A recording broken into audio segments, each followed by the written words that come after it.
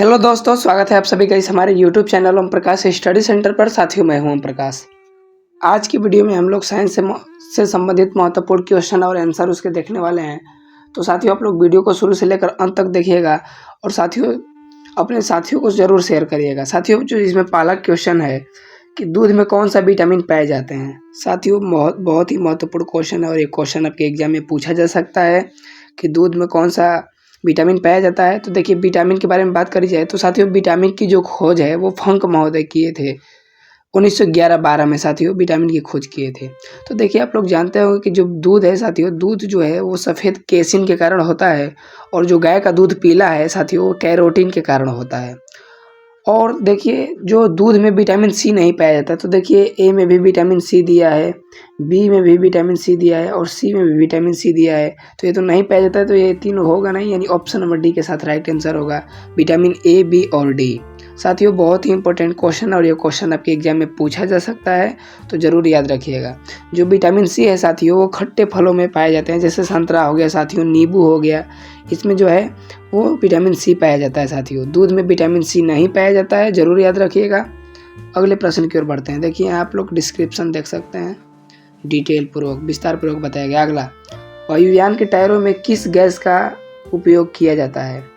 जो साथियों जहाज होती है, जहाज में जो आगे टायर लगा होता है उसमें कौन सा गैस साथियों उसमें भरा होता है टायरों में, तो उसमें जो है साथियों वो नाइट्रोजन भरा होता है, यानी ऑप्शन नंबर ए के साथ राइट आंसर होगा, ऑप्शन नंबर ए।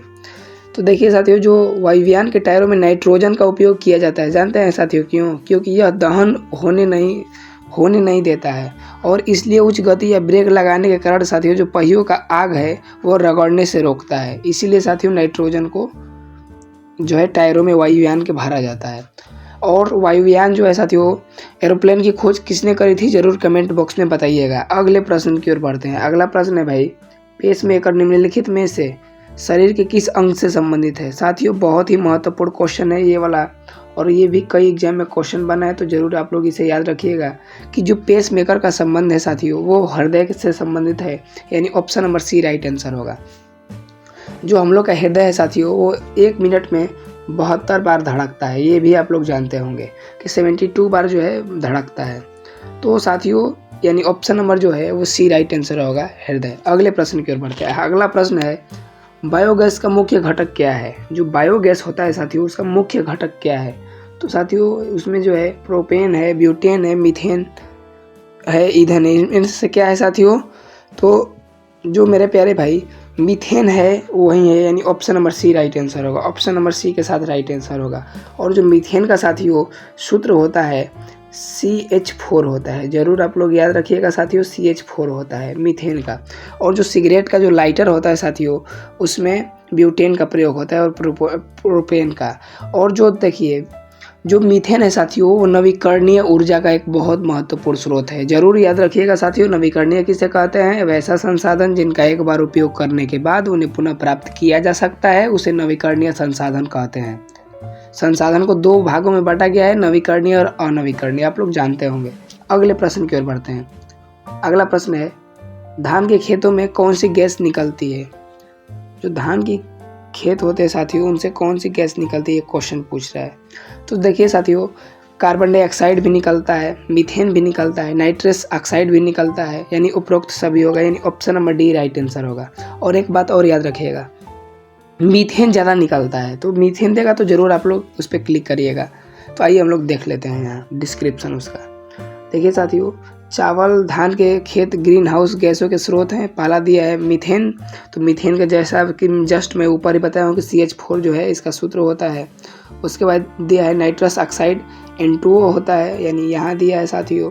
और तीसरा होता है कार्बन डाइऑक्साइड, यानी CO2, ये दिया है। साथियों आप लोग जानते होंगे कि हम लोग ऑक्सीजन लेते हैं और कार्बन डाइऑक्साइड छोड़ते हैं। अगले प्रश्न की ओर बढ़ते हैं। अगला प्रश्न है, प्रकाश वर्ष किसके बराबर है। साथियों इसे मोस्ट इंपोर्टेंट करिएगा, क्योंकि ये क्वेश्चन एग्जाम में निश्चित रूप से बन सकता है। और साथियों ये क्वेश्चन इतना इंपॉर्टेंट है कि मैं नहीं बता सकता हूँ। जो प्रकाश वर्ष है साथियों, दूरी का मात्रक है। और जो प्रकाश वर्ष है साथियों, उसको हम लोग मीटर में 9.46 × 10⁻15 मीटर बोलते हैं। वहीं किलोमीटर में 9.46 × 10⁻12 किलोमीटर बोलते हैं। और वहीं सेंटीमीटर में पूछा जाए तो 9.46 × 10⁻17 सेंटीमीटर बोलते हैं, यानी उपरोक्त सभी होगा साथियों ऑप्शन नंबर डी। प्रकाश वर्ष दूरी का मात्रक है साथियों, बहुत इंपॉर्टेंट है साथियों, इसे तो आप लोग बिल्कुल नेगलेक्ट मत करिएगा, बहुत इंपॉर्टेंट है।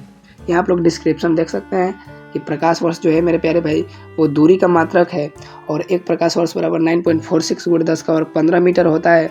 वहीं अगर किलोमीटर में बात करी जाए तो 9.46 × 10⁻12 किलोमीटर होता है, और वहीं अगर सेंटीमीटर में बात करी जाए तो 9.46 × 10⁻17 सेंटीमीटर होता है।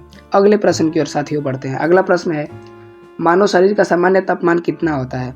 साथियों ये भी क्वेश्चन इंपॉर्टेंट है, और ये भी आपके एग्जाम में साथियों क्वेश्चन बन सकता है, तो ज़रूर याद रखिएगा। तो इस प्रश्न का जो राइट आंसर होगा साथियों वो ऑप्शन नंबर डी, यानी 37 डिग्री सेल्सियस। साथियों यहाँ एक बात ध्यान देने योग्य है कि साथियों इसमें पूछा गया है सेल्सियस में, इसमें दिया है, अगर वहीं साथियों केल्विन में दे दे तो 37 केल्विन होता है, और साथियों फ़ारेनहाइट में दे दे तो 98.44 साथियों फ़ारेनहाइट होता है। तो साथियों ये भी आप लोग को याद रखना है। अगर और वहीं केल्विन में अगर साथियों दे दे तो 310 केल्विन होता है। साथियों बहुत इंपॉर्टेंट है, मैं तीनों अभी दिखा दे रहा हूँ, आप लोग देख लीजिए। यहाँ पे देखिए, यहाँ दिया है मानव शरीर का सामान्य तापमान 37 डिग्री सेल्सियस होता है, और वहीं फ़ारेनहाइट में पूछा जाए तो 98.44 डिग्री फ़ारेनहाइट होता है। सामान्य शरीर के तापमान की सीमा को आमतौर पर 36.5 से लेकर 37 डिग्री सेल्सियस तक होता है। वहीं अगर फ़ारेनहाइट में बात करी जाए तो 97.7 से लेकर 98.6 फ़ारेनहाइट तक होता है साथियों। और देखिए केल्विन जो है साथियों, इससे शरीर जो है 310 केल्विन होता है साथियों, शरीर का तापमान अगर केल्विन में बात करी जाए तो। साथियों अगले प्रश्न की ओर बढ़ते हैं। गति के नियम के प्रतिपादक कौन है? साथियों जो गति है साथियों, गति के नियम के प्रतिपादक कौन है? तो साथियों आप लोग जानते होंगे कि न्यूटन जी हैं सर, अल्बर्ट आइंस्टाइन जो न्यूटन है साथियों, सॉरी न्यूटन, आइजैक न्यूटन है, उन्होंने 1687 ईस्वी में गति के नियम साथियों दिए थे। 3 इनके गति के नियम है। पहला है जड़त्व का नियम, दूसरा है संवेग का नियम, तीसरा है क्रिया प्रतिक्रिया यानी एक्शन रिएक्शन। साथियों उदाहरण जरूर याद रखिएगा, एग्जाम में क्वेश्चन बन जाते हैं, तो यहाँ मैं आप लोग को सब बताते चलता हूँ। और देखिए जो अल्बर्ट आइंस्टाइन है मेरे प्यारे भाई, उन्होंने सापेक्षता का सिद्धांत दिया है साथियों, और प्रकाश विद्युत प्रभाव पर सीधे मतलब प्रकट किए थे साथियों, इसलिए इन्हें 1921 में, कब 1921 में साथियों इन्हें भौतिकी का नोबेल पुरस्कार मिला था। ये क्वेश्चन बन सकता है। और अल्बर्ट आइंस्टाइन जो हैं साथियों E = mc² के भी प्रतिपादित किए थे, ये भी आप लोग याद रखिएगा, इंपॉर्टेंट है साथियों। जो फेरल का नियम है मेरे प्यारे भाई, वो उत्तरी गोलार्ध में साथियों, उत्तरी गोलार्ध में मेरे प्यारे भाई इंपॉर्टेंट है। उत्तरी गोलार्ध में जो हवा फेरल के गति के नियम के अनुसार दाईं ओर चलती हैं साथियों।